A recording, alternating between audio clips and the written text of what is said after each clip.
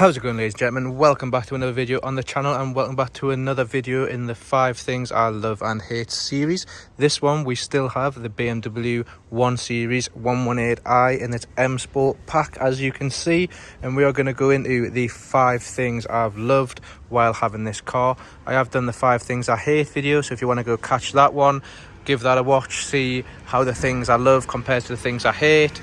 If this is a car you're looking at getting, maybe it's a consideration for your first daily or your new car to upgrade from whatever you have now, be sure to check out both the videos and get a good little review on the 5 things that I love and hate about this car that you might also love and hate.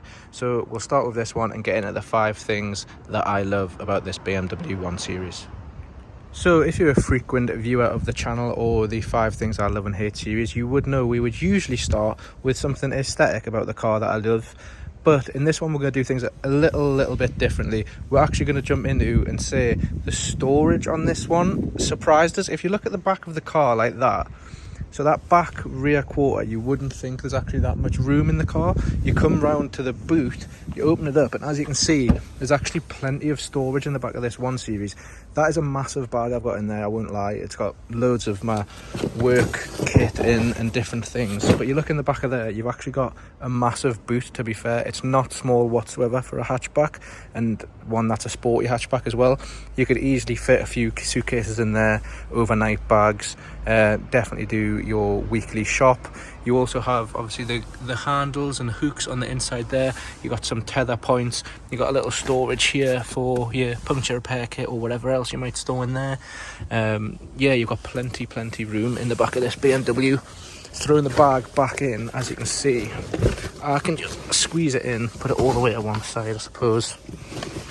You can see the room in this one is absolutely massive. You could easily fit anything along there, things on top of it. You close the parcel shelf slightly, as you can see, loads of room still to fit things on top of there. If you wanted to drop the seats forward, you could, but I think the storage on this one really surprised us. If we close the boot actually and come round to the back of the vehicle, sitting back here, you'd think BMW be really, I'm 6 foot on the dot pretty much, just over maybe, if I want to give myself a little bit of an ego boost. But I sit in here, I sit quite far back as well. I've got plenty of room. Let's just adjust that. I've got plenty of room here in the back. The way the seat is sort of shaped and has this cut out allows even more room. So if I want to lean back a little bit, I could have my legs touching against the chair, but that's when I'm sitting slightly slanted on a sort of lean forward. If I was to sit comfortably in here, loads of room, absolutely loads of room. It does obviously have the extra seat in the middle here if you wanted to fit 3, and to be honest, if I sat leaning against here, I think you could fit 3 comfortably in the back of this BMW without any issues. I don't think you'd struggle to get 3 people in here at all. You do have this sort of middle tunnel that is quite high. You would have to shuffle your feet over maybe so he can have, or he or she can have a foot there and a foot there. But I really, for short distance, maybe up to an hour and a half, 2 hours, I don't think you're going to struggle with 2 people sitting either side, and then maybe someone smaller in the middle or bags or something in the middle. I haven't worked out whether, no, you can't. So if this comes down, it comes down as a 2 there and a 1 here. I was thinking maybe you can drop this one and have like golf clubs or whatever maybe through the middle. You can't do that, but I think the space in the boot is more than enough to satisfy you with enough room. Obviously, if I came out at the front, I'll just show you while we're here. Siri, give it a rest, son. Yeah, so the storage in the back is perfectly fine. Come around to the storage then in the front, in the seating position again. Loads of room here to sit in there comfortably. You can have the arch of the sort of footwell is really nice, where you can just rest your feet there, or if you want to plant them, you can have your feet planted in. Absolutely loads of room here, but that's probably the most comfiest seating position. This isn't pushed back at all or reclined at all. Plenty room. And in other terms of storage in a different way, door bins are huge. Got a massive door bin there. I've put my Chili's bottle just in there when I was driving. Can fit loads down there, yes. Some people don't like being able to reach through your armrest, but yeah, you can in this one. If you want to put anything that was necessarily too big, it would fit up and go straight through there. So storage for people and storage for your clothes in the boot, shopping in the boot, anything that you have on your person here, more than good enough. You've got your 2 cup holders in the middle. This storage bin in the middle isn't the biggest, but it's a 1 series, more than enough to fit a phone or 2 in there, or whatever else you want to put in there, as well as the USB charging ports. So yeah, storage, first thing about this one I really liked about the BMW 1 series. It caught us off guard and I wasn't expecting it to be so good. So that is the first thing I love. The second thing I love about this car then has actually been the aesthetics of it. I've never really been too big of a BMW fan. I'm going to put it out there. I haven't thought any of the previous BMWs have been particularly nice. Unfortunately, there was an old 1 series parked here and an old 2 series parked here, as well as a relatively new 3 series parked along here before. Would have been really good if I had done the video when these were here to compare with this one and how much the new sort of headlights, the new grille, the new side skirt, wheels, whatever else that is new on these cars, how that compares. Obviously you have behind it here, which is completely unplanned, you have a 1 series, also a 118i, but without the M Sport pack on it. So if I was to compare these two, just looking at that, I think that one looks a bit more like a mom's car, whereas this one looks like a bit sportier, maybe a lad's car, first car. Looks a bit, not boy racery, I don't even think you could say it's boy racery. I think it just generally has more of a mean stance to it. It looks a bit better, it looks sharper. Maybe the colour does it as well. The colour of that one is sort of, I don't know, it just looks a bit old. I know it's a 69 plate, so it's 2 years, well, a year and a half, 2 years, whatever, depends on when they both came out, older than this one, but it's the same generation car. I just think overall the aesthetics of this is really nice. So I'm going to get into the main aesthetics on this one that I have really liked, and that is also because it's the M Sport one. I think if I was to look at that, I wouldn't like it as much compared to how I like this one. So let's get into it. First things first then, we are going to come around to the back of the car and we're going to look at the rear of this one. And I know the vents are fake. A bit disappointing that they are fake and they're not actual vents. So if I come down, as you can see, no air gets through there. They are just completely aesthetic. So that's a bit annoying, but I think when you look at that, that looks so much nicer. Apologies for these cars passing, hopefully you can still hear us. That looks a lot nicer with those vents there than if I was to come behind this 1 series now. No vents. So as you can see, yeah, from that there is no area where there is any sort of vents. Yes, they're fake, but if you stand here and look at the two like that, obviously the one at the front looks a lot more sporty. As you can tell, the diffuser on the bottom is also different. It has a whole different bottom diffuser. The reflectors move further down into the middle rather than being on the sides, and the exhaust is also slightly different. And I just think, yeah, the aesthetics of it when you add the M Sport pack is much better. You also get this little spoiler on the back here, which obviously the normal one doesn't. Coming around to the sides, you get the privacy glass added onto the back as well. And I just think, yeah, the aesthetic of this one is much nicer than the aesthetic of the non-M Sport version. Going out to the front, as you can see, you have also, maybe it's like not necessarily a black pack, but it does have the black grille rather than the chrome grille of the one over there. And the vents on the front as well, these ones are actually fully functionable, could you say.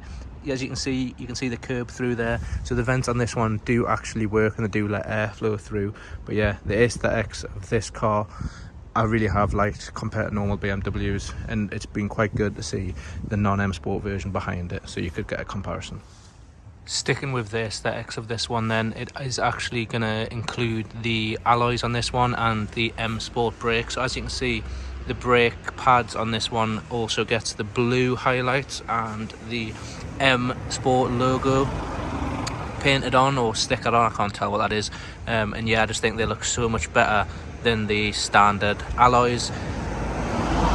And the standard brake pads do not come with the blue brake pads or the M written on, obviously.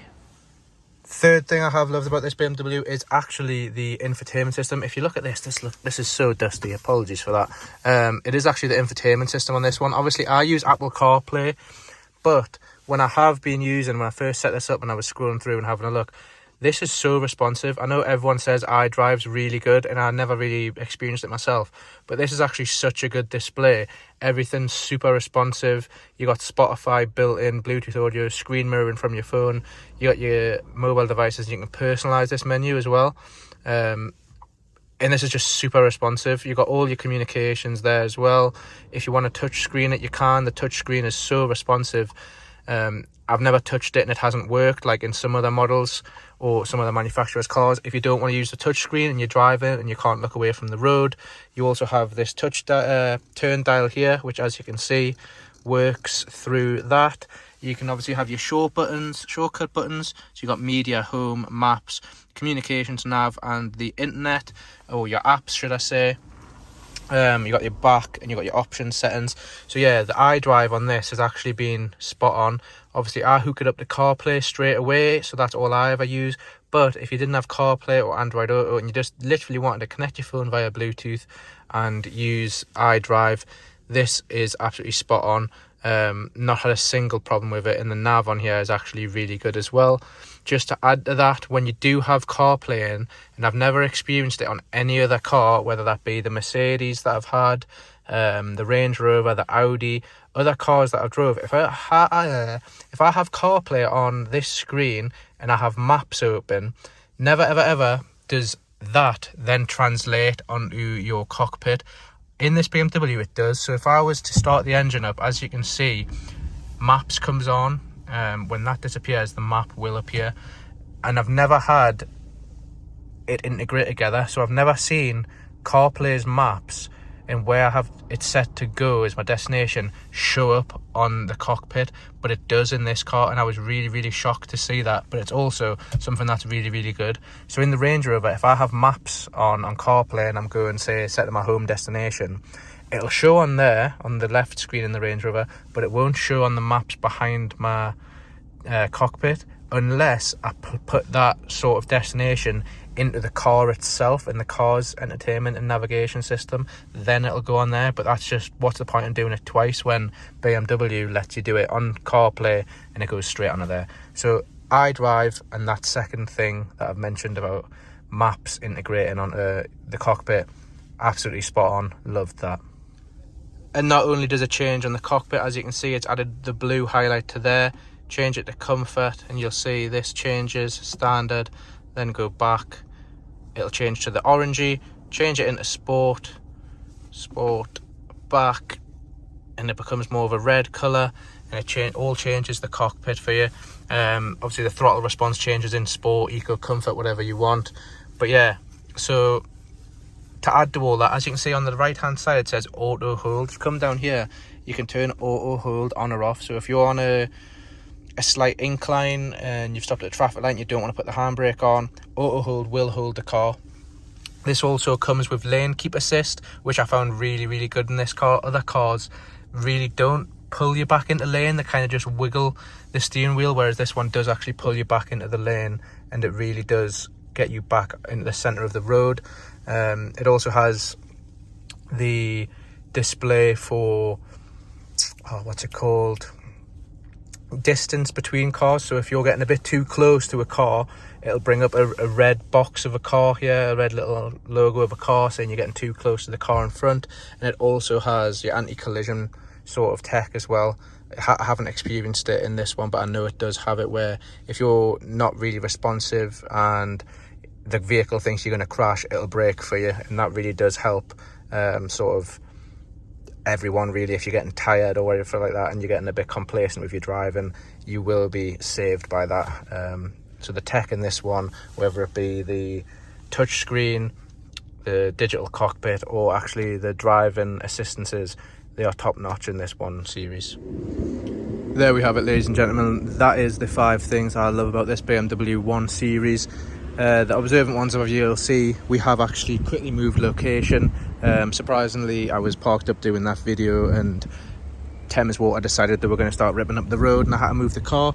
But that has been the 5 things I love about this BMW 1 Series. It's been a really good car, I won't lie. Lovely old Porsche Carrera GTS leaving there. But yeah, that has been the 5 things I've loved about this BMW.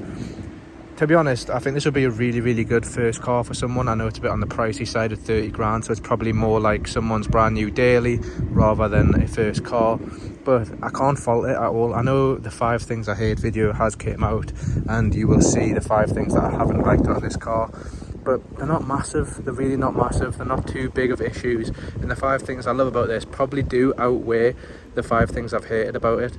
So yeah, that has been all the 5 things. There is so many more I could name, to be honest, on this car, but I kind of ran out of time, and being moved off the road kind of threw us off my track while I was filming.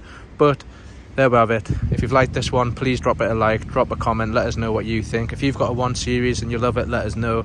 Tell us some of the things that you've missed out, that I've missed out, or some of the things that you love or hate, and I'll be sure to get back to you in the comments. Please drop a sub, drop a like, drop a comment. Absolutely all those things mean the world to us. So if you've enjoyed this one, hopefully I'll see you all in another one. This has been OLT TV. This has been the BMW 1 Series 118i M Sport Pack, and I will catch you all in another video. Cheers.